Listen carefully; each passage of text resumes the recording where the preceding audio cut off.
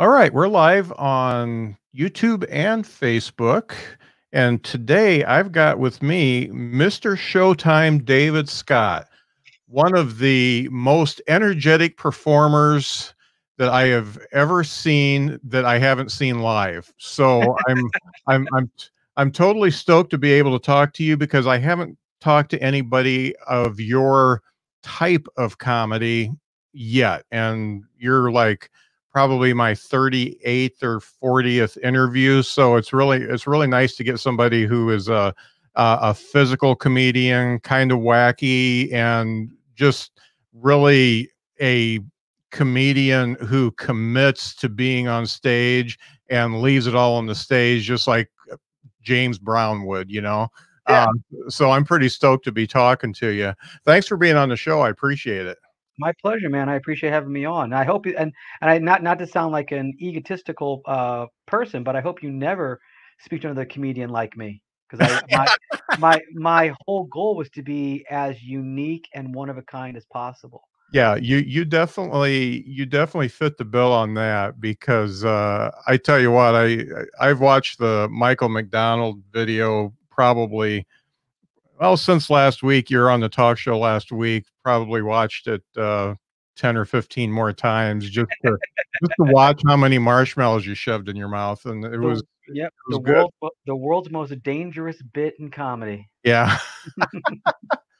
So what we're going to do today is I've actually got some notes that I took from the talk show, but today first we've got the what I like to call the rapid round, where we talk about what an interviewer from Entertainment Tonight might talk to you about, and get those answers, and then we go off live because my listeners really need to download the podcast and listen to it for me to get the listens and get a sponsor and all that kind of stuff. So Right. we're going to go off live, and we're going to be so compelling while we are live that everybody's going to listen to it anyway. So it'll be great. So this is basically the teaser. This Yeah. is the sizzle. This is the sizzle. Yeah. Yeah. We're All here. right. We're here. This is a sizzle reel, and here we go. So first of all, where are you from, David? I was born in Queens, New York. Uh, have lived in L.A., Las Vegas, and I'm currently residing in St. Louis, Missouri. Okay. Excellent. Yeah. And when did you start doing stand up? Wow. Well, that's a loaded question. I started performing when I was 5. Hmm. My dad was a Broadway performer, an off-Broadway performer, and I started performing when I was 5. My first quote unquote stand-up show was when I was 16. Okay. Um, my first paid gig was at Catch a Rising Star when I was 19. Okay. So I became a full-time comedian. I've actually never called myself a comedian. I've always called myself an entertainer. 1994, after I graduated college, I became a full-time entertainer. Okay. And this is kind of off book here, but yeah, after watching what you do, I wouldn't call you a stand-up. I mean, you're more of.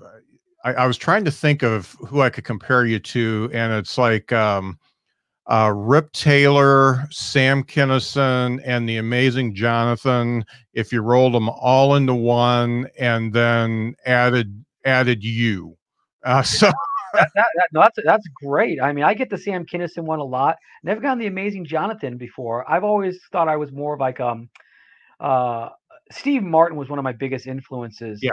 as a growing up as a comedian, and also Groucho Marx, Hmm.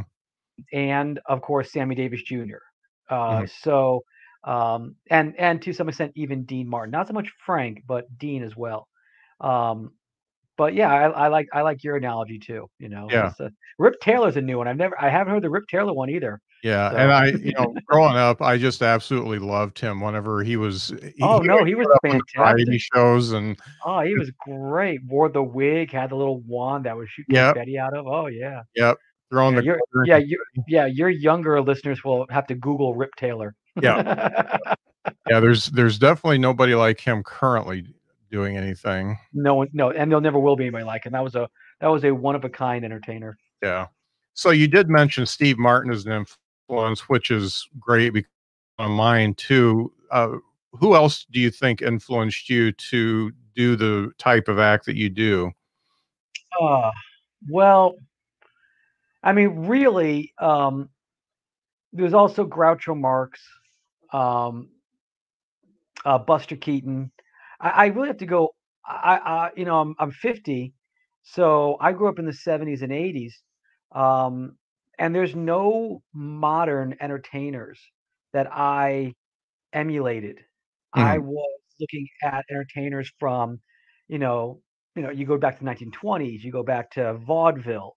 Um, that's what I kind of grew up watching because a vaudeville entertainer or comedian was more than just a joke teller.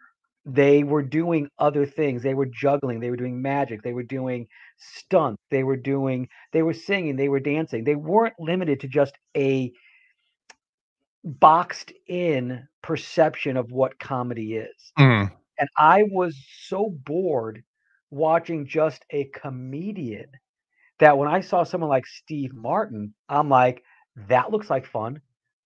That's something I would like to do.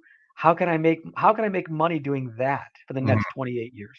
Right. So yeah. So yeah, I mean, so yeah, I really Steve Martin. Early on, I would say 'cause it was the 70s. I watched Mork and Mindy, Robin Williams. Mhm. Um, I can't say that I could do his manic style of comedy, but the energy that he put into it, the commitment to the bit.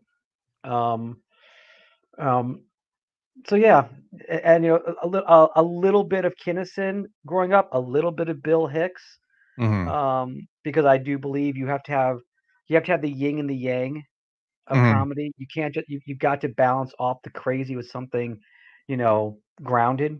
Right. So yeah. Yeah. And it's I like the Bill Hicks reference because you do have enough edginess about you, and you kind of got to dig into your YouTube channel for that Yeah. to really find out who David Scott is. And Right. you've been doing YouTube stuff for quite a while. I went back to some of the older ones. I like the one about marijuana that you did. I Oh think yeah. that was last year, and I Yeah. think you said Steve, stop calling me or whatever. But Yeah. uh, Yeah.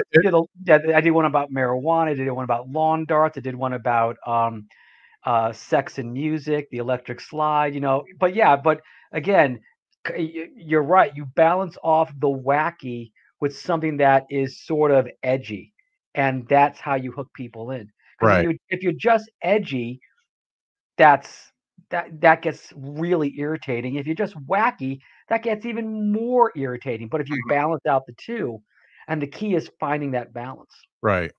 And the YouTube channel is nice because it gets to know you as a person. I put the link up there, folks that are watching, so you can step over there. And if you actually click the link and hit the subscribe button, that's good. That's a good thing. So hit Oh the my god, subscribe please, button. thank you so much.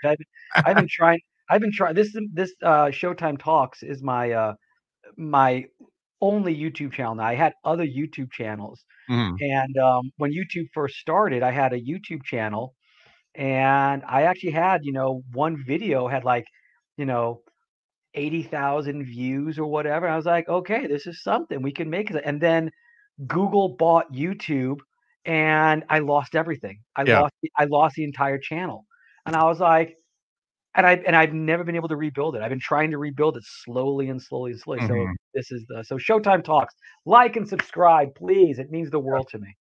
And people of our age, of our ilk, you're the ones that really need to subscribe because you don't want to watch those 12-year-old kids with YouTube channels or TikTok. You want to watch people your own age. So Yeah, Mr. Showtime David Scott does that. yeah, I just put a new video up this morning. It's called my At Home with Mr. Showtime series, and I'm playing with the Evil Knievel stunt cycle. So if you're a kid from the 70s, you know the Evil Knievel stunt cycle. I bought one, I unboxed it, we played with it. it's like a walk down memory lane. You know what's funny? You sent me a message that you were in the studio, and I was watching that video when you sent the message because I had the Evel Knievel stunt cycle. So, you know. Yeah, yeah, it's great. You know, it's the things I've found being out of work with the COVID crisis. You know, all these things like, oh, they remade the Evel Knievel stunt cycle, $45. I've got a little bit of the stimulus check left. Let's go get one of those. Oh, you've muted yourself, Scott, and now you're gone. Now it's just me. Hi, everybody. It's just me. It's my show now. I don't know what you're doing, Scott. Okay. Can I hear you now? Yeah. Well, you were muted. I could see that you muted yourself. Now I'm back. StreamYard is just totally pissing me off. Yeah, but the Evel Knievel stuff, the $6 Million Man stuff was just fantastic. Oh yeah. Oh yeah. Good times. Yeah. Different generation, man. You know, I hate to say it because it shows your age, is that but when we were kids, it was basically your own imagination was your computer screen. Yeah. You know, we had to create our own scenarios. We had to take our whatever we were playing with and create our own scenarios instead of now where, I mean, you're still using imagination but you know, if you're playing Fortnite or Minecraft, you know, you're put into a world and then you make the best of it. But you know, we had to create that world in our backyard with sticks and rocks and lighter fluid and matches. Yeah. Oh man, I can dig that. This is one I'm asking everybody that's kind of off topic, but another podcaster does it, so I like it. Are you reading any books, listening to any music, podcasts, magazines, blogs, or anything that you like that has inspired you? I don't listen to podcasts at all. I just don't have the time to sit down and listen to a podcast. Mhm. I don't read much, like physical books, but I'll read stuff online, especially Mhm. history. I'm a big fan of history. I love when I was a kid, I was really into the Revolutionary War and learned all I could about that. Then I moved on to the Civil War, and learned all I could about that. What I've been doing is I've been watching a TV show called The Umbrella Academy on Netflix, I've seen that. and it is the guy who created it was the lead singer of My Chemical Romance, Okay. and I've never heard any of their music, but it's a really bizarre, wacky, out there pseudo superhero TV show. I just finished season 2, and it's spectacular. It's truly it's like what would happen if a dysfunctional family had superpowers? Yeah. And it's sometimes it's funny, sometimes it's serious, sometimes it's sad, sometimes it's dramatic. It's a great show. So Mhm. I've been watching that, and yeah, I've never listened. I tried to do my own podcast back in 2019. I did Mhm. 3 episodes of my own podcast, and I got so bored with myself. Um, and the reason being is because I am a visual performer. Uh-huh. Podcasting is audio. You know, I mean, this is great video, Right. video podcasting. This is something that is interesting to me, but like just doing an audio podcast to me is very, very boring, Mhm. because I'm a visual act. So I need to visually express myself in ways that are entertaining. I just can't talk about the topics of the day. Uh-huh. So yeah. Yeah, and see, I kind of ride the fence on that because I really like the audio format because it forces me. I do it like when I'm exercising or I'm driving or something like that, and it forces me to actually stop and listen to something. So I like that, but I also like the visual stuff, and that's why I do this little teaser and also started the talk show because I like that stuff too. So you know, right now you can do whatever you want. So I'm just going to do what I want and see what sticks and Oh, hell yeah. keep it up. Oh yeah, no, yeah. I mean, it's all about repetition and content, and that's Yeah. the one thing I've learned I've learned. Um, I it's weird. I've not taken what I've learned in 27, 28 years of comedy and been able to translate all that over to social media. Mhm. Because I tell everybody when young comics, if you want to be successful, keep on doing it, repetition of jokes and new content. Mhm. But yet when it comes to like social media, I can't apply that because my mind does not work in 60-second, TikTok videos Right. or, you know, I mean, you put together like my vlog that I put up today, my YouTube at home with was like 13, 14 minutes long. And it was one of the easiest ones I've done because I was just basically an unboxing of the Mhm. Evel Knievel set style. Then at the end, there was stuff from, other things. But my other videos, I film all week and put them all together and then I edit it together. And sometimes it takes, 2, 3 hours to do the editing. Right. And then you put it on YouTube and you get 30 views. And I'm Yeah. like, well, if I was working, if there wasn't a COVID crisis, I would have quit it by now because I'm like, well, I'm not going to waste 7 days for 30 views. I'm just not Right. going to No do it. doubt. Yeah. But now I'm like, I got nothing else going on, so Yeah. I'll film content every day, and on Monday night I put it all together, edit it, and on Tuesday it goes online, and Mhm. 30 And the views. worst that can happen is like you totally blow up all of a sudden. You get that 80,000 views on one video, then you've got all that stuff behind it that Yeah, they can go back and watch. And so you've actually yeah. got a library of content. So that works well. Yeah, Yeah. the last video I just put up, the one with the Evel Knievel unboxing, it got copyrighted because I didn't realize I was walking through a place called Six Flags Amusement Park, and in the background, Beyonce's Single Ladies was playing. Oh, I yeah. didn't realize it. It's the background. It's like Muzak in the Yeah. background of the amusement park. And I put it online. They go, "Your video has been flagged for copyright infringement." I go, "What the hell are you talking about?" There's no. Yeah. And I listen back to it and go, "Oh yeah, there's 10 seconds of the single ladies, the single ladies, Uh-huh. the single ladies." So I had to go back. I had to mute that. So if it does blow up, it at least gets monetized. Yeah, no doubt.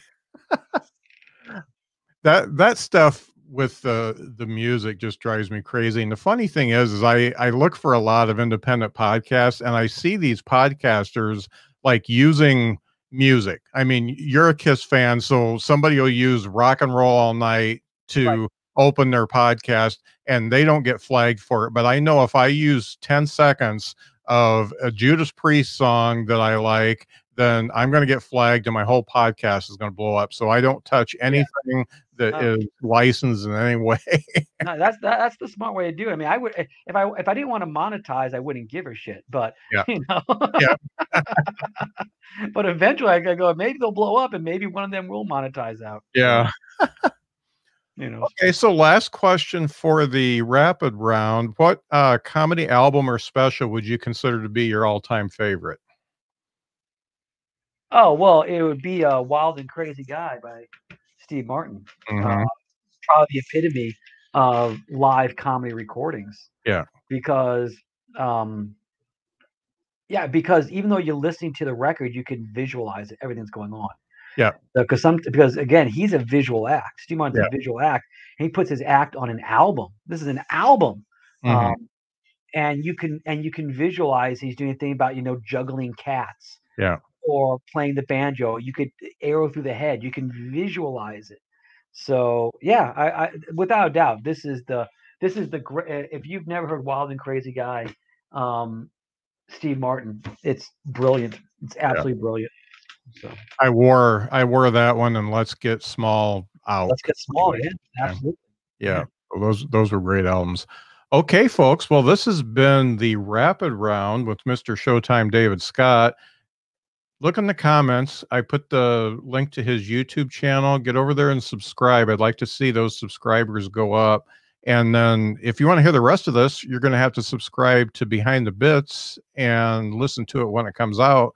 because we're going to get into some stuff because I got notes. I don't usually have notes, and I got notes here. So we're going to go off live here, and make sure to tune in after this. I've got a couple special things to talk about in the check-in, which will come out somewhere around 5:30. So we'll see you on the other side, folks.